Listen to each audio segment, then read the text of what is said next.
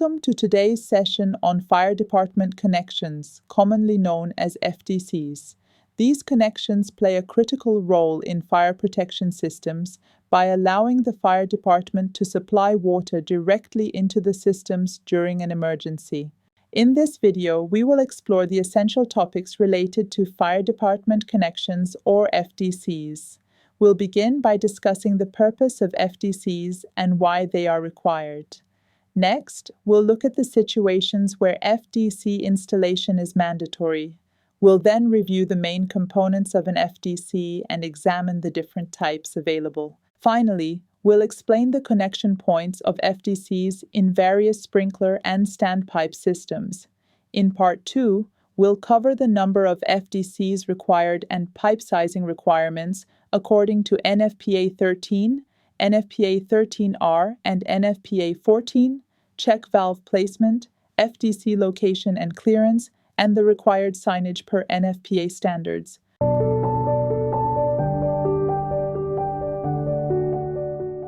The fire department connection, or FDC, is one of the most critical components in any water-based fire protection system.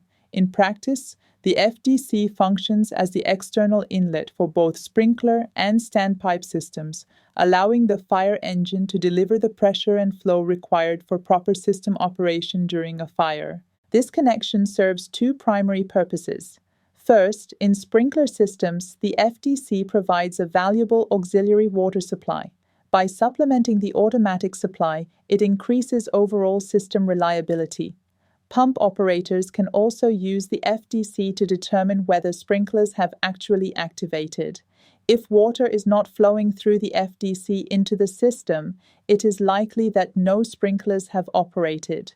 Second, and even more importantly, the FDC supplies the flow and pressure required by standpipe systems so firefighters can conduct effective interior fire attack operations.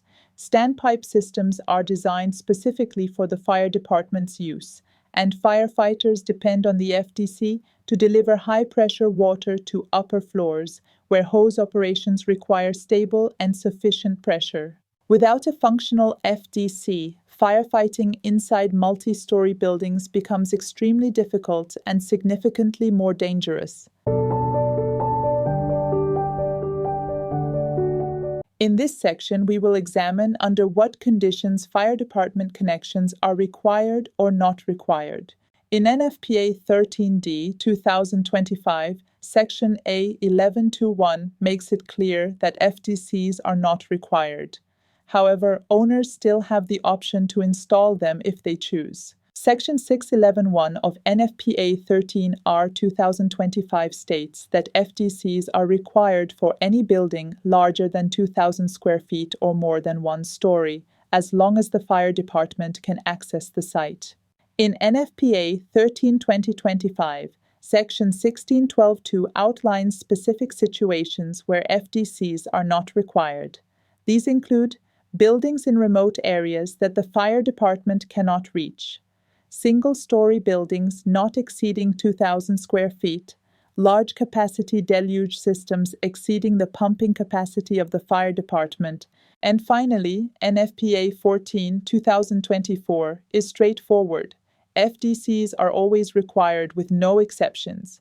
Together, these distinctions show that FDC requirements are not one-size-fits-all.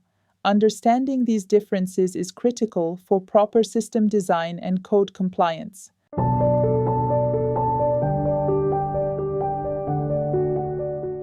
Fire department connections are made up of several important components. While most discussions focus on the inlet body, the visible part where hoses are attached, FDC actually consists of 3 main sections. These include the piping that ties into the sprinkler or standpipe riser, a check valve that ensures water flows only into the building system and prevents backflow, and finally, the inlet body itself. In areas subject to freezing, FDC piping must include an automatic drain valve. It removes leakage past the check valve, keeps the hose coupling section dry, prevents ice from blocking operations. The body contains multiple parts that make hose connection safe and efficient. Swivels allow firefighters to rotate hoses without kinking. The gasket inside an FDC swivel is a small but vital seal that prevents leaks and ensures full system pressure during firefighting operations. The inlets themselves channel water into the body, which then connects through an outlet to the system piping. Wall plates serve as identification, clearly marking whether the connection supports sprinklers, standpipes, or a combined system. In FDCs with multiple inlets, internal clappers act as check valves. These allow one hose line to be disconnected while another is added, ensuring continuous supply during firefighting operations. After use, the clappers prevent water from draining back out into the street. Together, these components make the fire department connection a reliable and code-compliant link between the fire service and the building's fire protection system. Fire department connections are protected from dirt, debris, and even insects with either threaded caps and plugs or lightweight breakaway caps. Threaded plugs and caps, typically made of brass or aluminum, screw tightly into the female inlet to safeguard the threads. They provide strong protection, but can take more time to remove during an emergency. Breakaway caps, in contrast, are lightweight plastic or aluminum covers designed to be knocked off quickly with a tool. They allow immediate access, though they offer less mechanical protection than threaded plugs. The choice between them often depends on local authority requirements and whether durability or speed of access is the higher priority.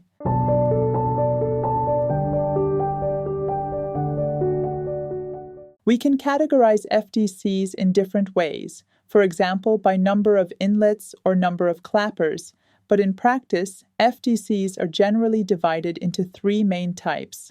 1. Exposed FDCs, mounted on the exterior wall of a building. Body, inlets, and swivels are fully visible and accessible, easy for firefighters to connect quickly. 2. Concealed or flush FDCs, installed flush with the wall. Only the swivels or inlet couplings are visible.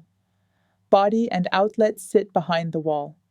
Often chosen for aesthetic reasons or where multiple inlets are required. 3. Sidewalk or freestanding FDCs. Stand apart from the building, often near sidewalks. Connected to the system through underground piping. Provide a convenient and accessible point of connection for firefighters. The choice of each type of FDC depends on architectural preferences, potential exposure to damage, project conditions, and accessibility for firefighters.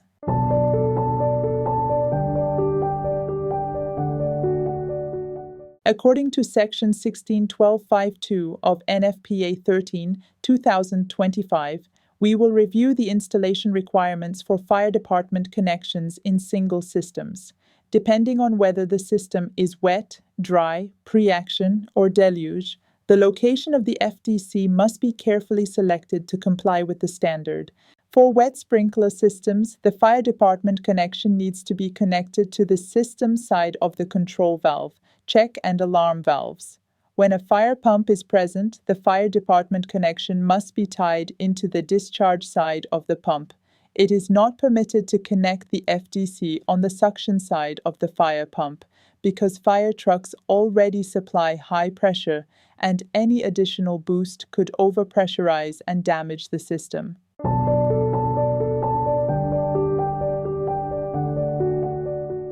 For dry sprinkler systems, the FDC needs to be placed between the control valve and the dry pipe valve. This placement is important because the connection is made where water is present in the system. If the connection was on the other side of the dry pipe valve, the connection would be made where air is in the piping, which could easily slip past FDC check valve and cause the dry pipe valve to trip due to a drop in air pressure.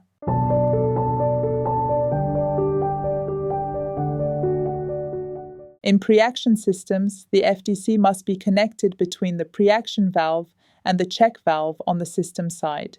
In this case, air will normally be present in the piping to which the FDC is connected, which may allow some air to slip past the FDC check valve, but the loss of air will not cause the pre-action valve to trip.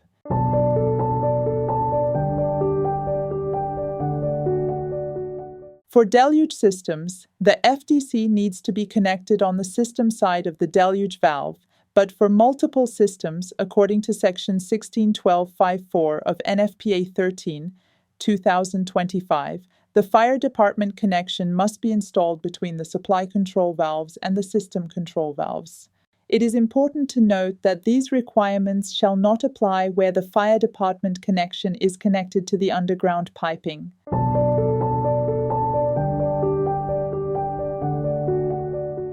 Just like sprinkler systems, the location of the fire department connection in standpipe systems also varies depending on the system type. According to Section 993 of NFPA 14, 2024, the FDC shall be installed as follows. For automatic wet and manual wet standpipe systems, it must be placed on the system side of the control valve, check valve, or any pump, but on the supply side of any isolating valves. For automatic dry standpipe systems with differential or mechanical dry pipe valves, the FDC is installed on the system side of the dry pipe valve. In semi-automatic dry standpipe systems, the connection is made on the system side of the deluge valve. And for manual dry standpipe systems, the FDC is directly connected to the system piping with a check valve in place as required.